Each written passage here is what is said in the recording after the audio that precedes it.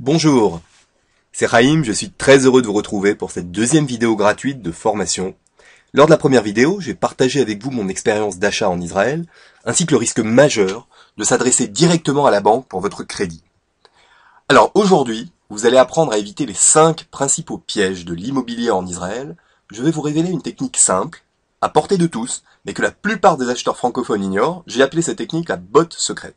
On voit tout ça tout de suite. D'abord, les 5 principaux pièges de l'immobilier en Israël. D'abord, je commence par vous les lister, et ensuite je vous explique en détail de quoi il s'agit et comment les éviter.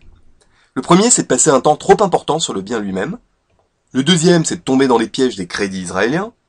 Le troisième, c'est de tout faire tout seul, sans se faire assister de professionnels compétents, sur des sujets que vous ne maîtrisez pas. Le quatrième, au contraire, c'est de déléguer de manière excessive aux professionnels de l'immobilier. Et enfin, le cinquième, c'est de faire baisser le prix d'une manière anecdotique et de ne pas profiter des techniques de négociation professionnelles pour faire baisser le prix d'achat de votre appartement en Israël. Alors d'abord, premier piège, passer un temps trop important sur le bien lui-même. Le bien lui-même ne doit pas vous faire oublier qu'il faudra ensuite le financer. Il est nécessaire de consacrer au moins 25% de votre temps au financement du bien. Vous êtes très exigeant sur les caractéristiques du bien immobilier, c'est parfaitement normal. Soyez aussi exigeant sur le volet financier, c'est le conseil que je peux vous donner. Le deuxième piège, c'est de tomber dans les pièges des crédits israéliens. Alors, c'est de très loin, je vous le dis, le plus gros risque financier. On l'a vu lors de la première vidéo, surtout s'il vous plaît, ne passez pas par la banque sans aide, sans préparation, comme un agneau qui rentrerait dans la cage au loup. Je le répète, c'est beaucoup plus grave que l'orientation de la maison ou la physionomie des pièces. Parce que ça, ce type d'erreur, vous pouvez vous le traîner pendant 15-20 ans et mettre en péril le budget de votre famille. Troisième piège, faire tout seul, quand vous ne maîtrisez pas les sujets. C'est la meilleure façon de se planter. Je vous conseille de faire appel à des professionnels lorsque vous ne maîtrisez pas les sujets. Par exemple, si vous souhaitez acheter dans une ville, pour une raison ou pour une autre, mais que vous ne connaissez pas précisément les quartiers, parce que vous êtes touriste ou que vous venez d'arriver, mais bref, vous avez vos raisons. Alors, je dois dire d'abord que je recommande pas d'acheter dans un endroit où vous-même vous ne connaissez pas les quartiers, mais en tout cas, dans ce cas, il faut absolument que vous travailliez avec des agents immobiliers. C'est indispensable. De la même manière, faites-vous aider sur le volet financier, à moins que vous ne maîtrisiez les crédits israéliens. Dans ce cas-là, vous pouvez vous débrouiller tout seul, mais sinon, faites-vous aider. À l'opposé, le quatrième piège, c'est de trop déléguer auprès des professionnels. Parce que il faut bien retenir que personne ne défendra mieux que vous vos intérêts que vous-même. Ma règle dans ce cas-là est très simple. Il faudrait que vous soyez en mesure de discuter avec le professionnel en question, parce que vous n'êtes pas là uniquement pour le payer. Vous êtes là aussi pour dialoguer avec lui. Vous n'êtes pas un portefeuille sur pattes. Le cinquième piège, c'est de ne pas chercher suffisamment à baisser le prix du bien. Alors, généralement, les acheteurs se limitent à des négociations basiques, au mieux sur le prix. Là aussi, ma règle est très simple. Le prix ne doit pas être le premier critère de négociation avec le vendeur, mais le dernier. En fait, il faut commencer par des éléments factuels qui concernent l'état et la situation du bien par rapport au marché immobilier. Alors, maintenant qu'on a vu les 5 pièges principaux de l'immobilier en Israël, je vais vous expliquer la botte secrète qui vaut plus de 5000 €. Je vous en parle depuis la première vidéo. Je vous ai expliqué que les économies réalisables, en appliquant systématiquement les bonnes approches d'achat immobilier en Israël, sont de l'ordre de 80 000 € d'économie sur un achat moyen en Israël. Je vais partager avec vous tout de suite la démarche très simple pour vous montrer comment économiser les premiers 5 à 10 000 € sur vos investissements immobiliers en Israël. Comme vous le savez sans doute, les secrets les mieux gardés sont souvent les informations publiques quand elles sont noyées sous le flot d'autres informations de moindre valeur. En sciences physiques, parce que je vous rappelle je suis prof de physique à la base, on parle de bruit, et c'est exactement la même chose pour l'optimisation fiscale immobilière en Israël. Alors, optimisation fiscale, d'abord, un petit rappel. Il y a entre 1 et 2% des acheteurs qui vont embaucher un spécialiste fiscaliste pour les aider. Pour ces gens-là, il n'y a aucun problème, le spécialiste va leur préparer la botte secrète que je vais vous décrire ici, mais moyennant finance, évidemment. Mais pour 98% des gens, il n'y a personne qui est là pour les aider sur ce sujet, et en fait, ils ne profitent pas à fond de ce que je vais vous expliquer ici. Alors, je commence d'abord parce que tout le monde sait, ou au moins, ce dont tout le monde a entendu parler. En tant que nouvel immigrant, ou Olé Khadash, en tant que Olim, vous disposez de réductions sur la taxe d'acquisition de votre logement. La taxe d'acquisition, c'est quoi? C'est que lorsque vous achetez un logement en Israël, en plus de son prix, en plus de tous les frais, l'État vous prend un pourcentage de son prix en impôt. Ça s'appelle la taxe d'acquisition. Mais, en tant que nouvel immigrant, vous avez des réductions sur cette taxe.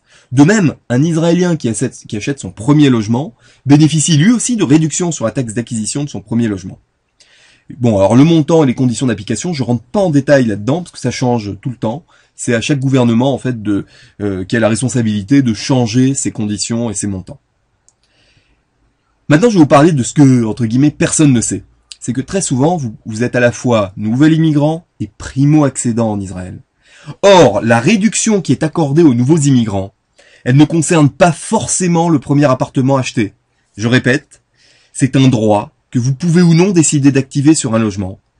Pas forcément le premier, à condition que vous l'achetiez pas trop loin de votre date d'Aliyah. Vous avez largement le temps. En général, vous avez entre 5 et 10 ans pour activer ce droit. Donc en fait, c'est quoi l'astuce ici que j'appelle la botte secrète? C'est que, en tant que francophone qui achète une série d'appartements, on va dire 2 appartements en Israël, disons que dans les 10 ans à venir, vous achetez votre résidence principale et votre résidence secondaire ou un bien locatif, eh bien vous avez le droit de bénéficier de la réduction d'impôt sur 2 appartements. Chose qu'un Israélien moyen n'a pas le droit de faire. Alors je vais vous montrer très concrètement un exemple. Prenons quelqu'un qui achète 2 appartements. Le premier coûte 1,2 million en shekels, le deuxième 700 000 shekels. Le montant de la taxe pour les nouveaux immigrants, c'est 0,5% du prix d'achat. Pour un primo-accédant israélien, il paye rien pour son premier appartement.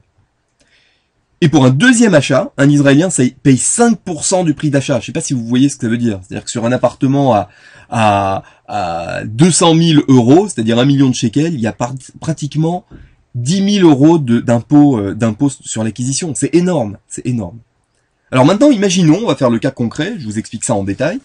Imaginons un acheteur qui vient de faire son alia.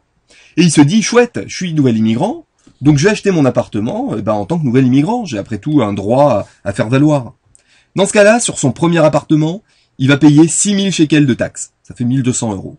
Sur son deuxième appartement, à 700 000 shekels, il va payer 35 000 shekels de taxes. Parce qu'un Israélien qui achète son deuxième appartement paye 5% du prix de l'appartement. Bilan des courses, il paye 8 200 euros de taxes d'acquisition. Maintenant, regardons ce qui se passe si ce même acheteur, suite à son alia, décide d'appliquer la bonne méthode et de ne pas activer son droit de nouvel immigrant tout de suite. Dans ce cas-là, eh bien, il dit, moi, mon premier appartement, je vais pas activer mon droit en tant que nouvel immigrant. Je vais l'acheter en tant qu'Israélien à part entière. Dans ce cas-là, il paiera rien du tout en termes de taxes d'acquisition. Par contre, pour son deuxième appartement, au lieu de payer 5% d'impôt en tant qu'Israélien, là, il va dire, attendez, je suis aussi au Hadash.